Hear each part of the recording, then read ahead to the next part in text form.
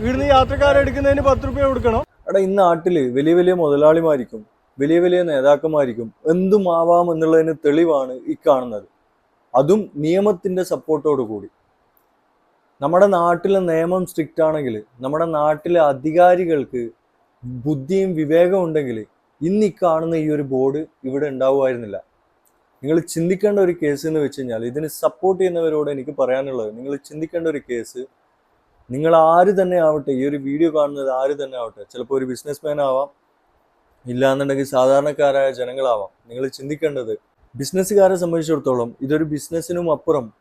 For example ഞാൻ പറയാം, ഇപ്പം നിക്ഷാൻ റേഡിയോ ഇലക്ട്രോണിക്സിന്റെ മുന്നിൽ ഇതുപോലെ ഓട്ടോ വെക്കുകയാണെങ്കിൽ, അവരും വിചാരിക്കുകയാണെങ്കിൽ ഇതുപോലെ ഓട്ടോ ചാർജ് ഈടാക്കാമെന്ന് വിചാരിച്ചു കഴിഞ്ഞാൽ അവർക്കും ഈടാക്കാൻ പറ്റില്ലേ?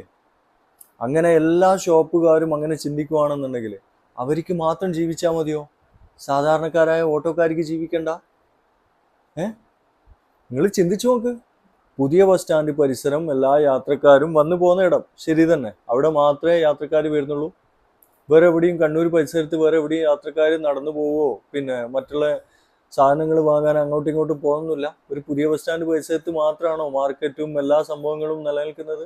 അല്ലല്ലോ. അങ്ങനെ ഇവര് ചിന്തിക്കുന്നത് പോലെ മറ്റെല്ലാ ഷോപ്പുകാരും ചിന്തിക്കുകയാണെന്നുണ്ടെങ്കിൽ എങ്ങനെയാ സാധാരണക്കാരായ ഓട്ടോ തൊഴിലാളികൾക്ക് ജീവിക്കാൻ പറ്റുക? ഒന്നും വേണ്ട.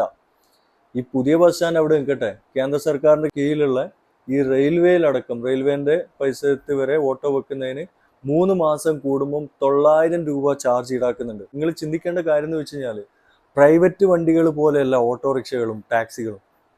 കാര്യം എന്ന് വെച്ച് കഴിഞ്ഞാൽ മാസാമാസം അവർക്ക് സർവീസ് കാര്യങ്ങൾ, മൈൻ്റനൻസ്, അതുപോലെ ടാക്സ്, ഇൻഷുറൻസ്, പൊല്യൂഷൻ എന്നിങ്ങനെ പല സംഭവങ്ങളും ഉണ്ട്. പ്രൈവറ്റ് വണ്ടികൾക്ക് ഉള്ളതാണ്. പക്ഷെ മൈൻ്റനൻസിന്റെ കാര്യത്തിൽ വരുമ്പോൾ ഈ ഓട്ടോ ടാക്സികൾക്ക് മൈൻ്റനൻസ് കൂടും. കാര്യം എന്ന് വെച്ച് കഴിഞ്ഞാൽ ഓടിക്കൊണ്ടിരിക്കുകയാണ് വണ്ടികൾ. എഞ്ചിൻ ഓയിൽ മാറ്റണം, അത് മാറ്റണം, ഇത് മാറ്റണം, ചെറിയ ചെറിയ സ്പെയറുകൾ ഇങ്ങനെ മാറ്റിക്കൊണ്ടിരിക്കേണ്ടി വരും. അപ്പം ഇത് സാധാരണക്കാരെ സംബന്ധിച്ചിടത്തോളം 900 രൂപ എന്ന് പറയുന്നത് അറ്റ്ലീസ്റ്റ് 1.5 മാസം കൂടുമ്പം വണ്ടി സർവീസ് ചെയ്യുകയാണെങ്കിൽ ആ ഒരു 900 രൂപ ഏതെങ്കിലും ഒരു സ്പെയർ വാങ്ങാൻ എത്തുമോ ഇല്ലേ? നിങ്ങൾ ചിന്തിക്ക്. അവിടെ ബിസിനസ്മാൻമാർക്ക് എല്ലാം ബിസിനസ് ആയിട്ട് കണ്ടു കഴിഞ്ഞാൽ പിന്നെ എങ്ങനെ സാധാരണക്കാരായ ആൾക്കാർക്ക് ഇവിടെ ജീവിക്കാൻ പറ്റുക?